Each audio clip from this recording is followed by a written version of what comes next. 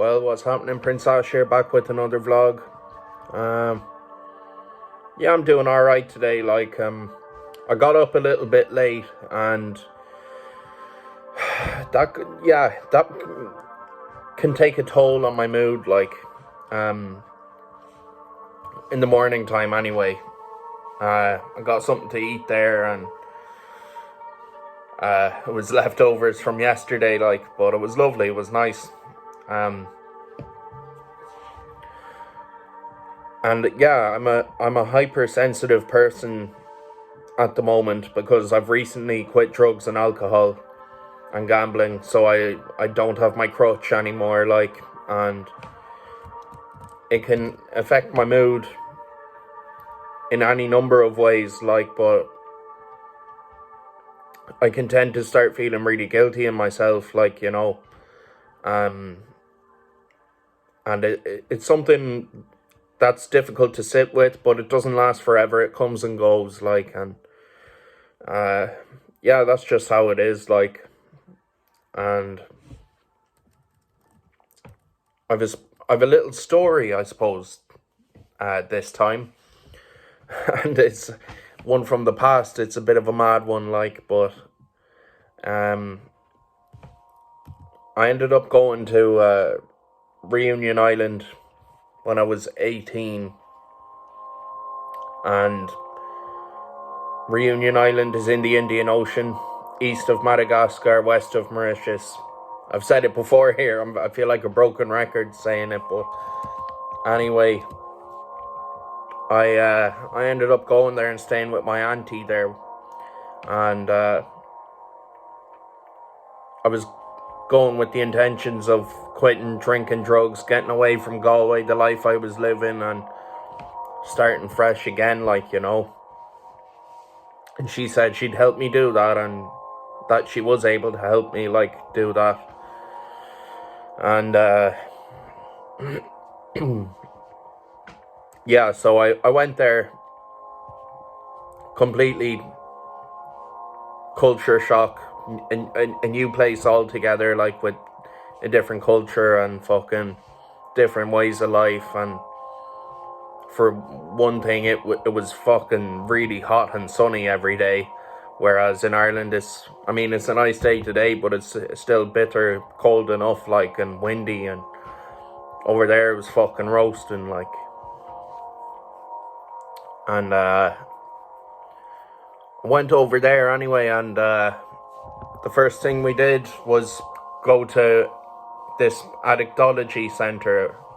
That's what it was called, and spoke to the doctor, explained my story, and he was like, okay, we'll prescribe you Valium.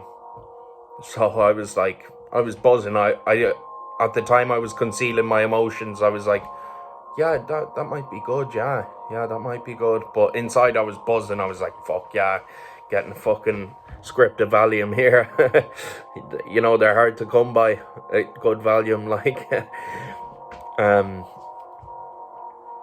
which, it's silly. It's silly that I'd even fucking be buzzing at that,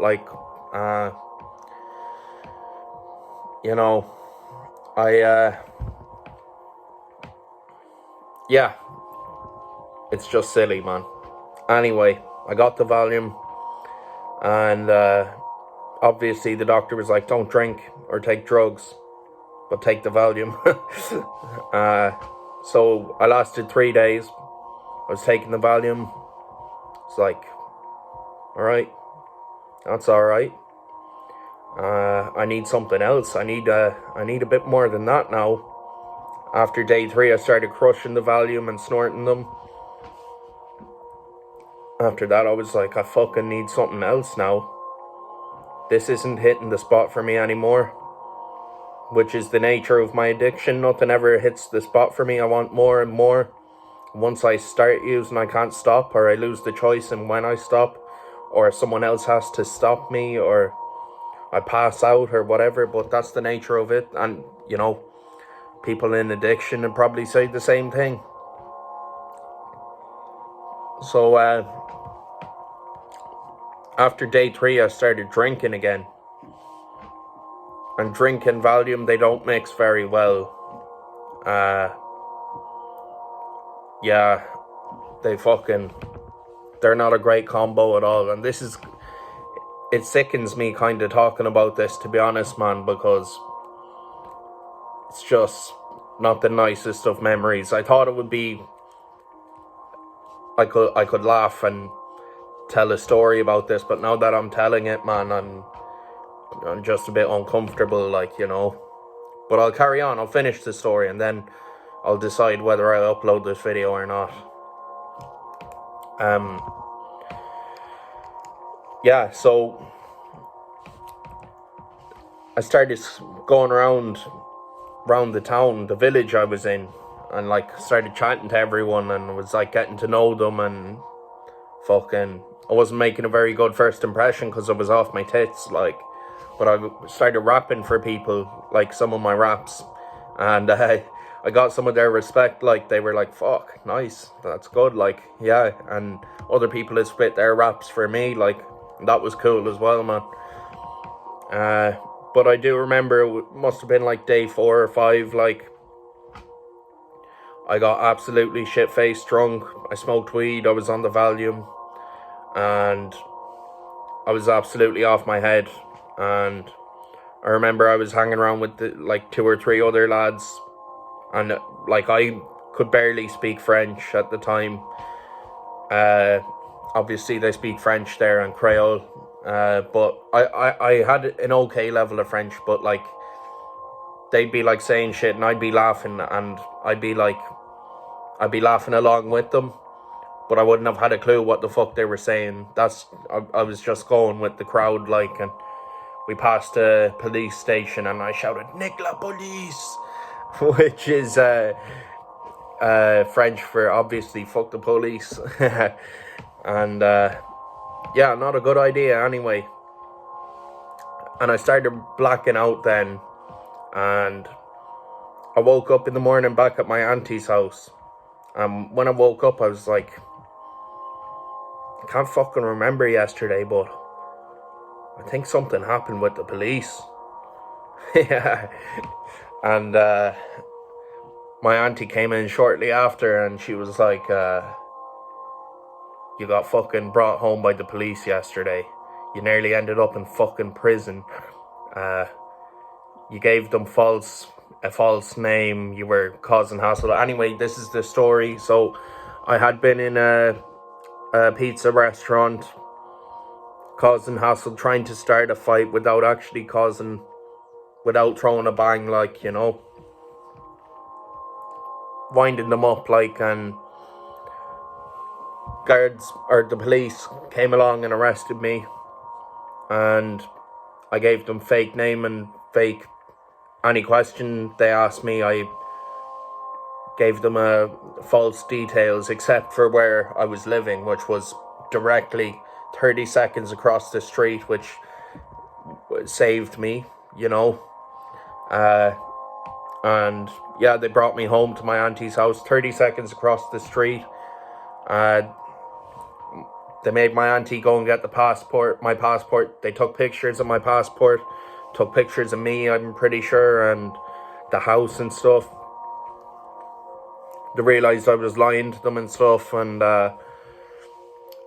one of them had to help me into bed, and I came back out and I started shouting at them and stuff, and I fell over, and then they brought me back into bed again, and I think I just conked out then the second time. And they were saying to my auntie after, like,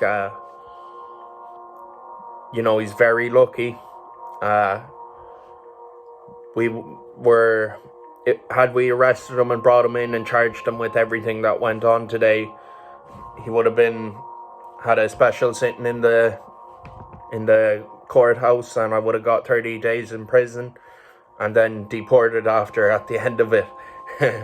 So it would have been fucking severe, like, would have been bad, like, and like the prison over there is no joke. Like, there's serious heads in there, like, you know, there's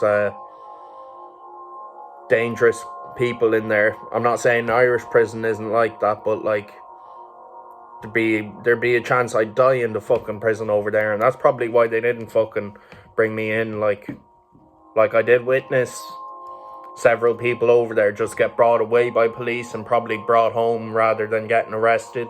I don't know really why that is, but that's the way it is. And to be honest, now that I'm talking about this, I'm realizing I think I might have said most of this in a previous video, but now I have the new camera and shit, so may as well tell it again. The time I nearly got fucking sent to prison and deported in Reunion Island, man. Yeah, it's a mad one, yeah.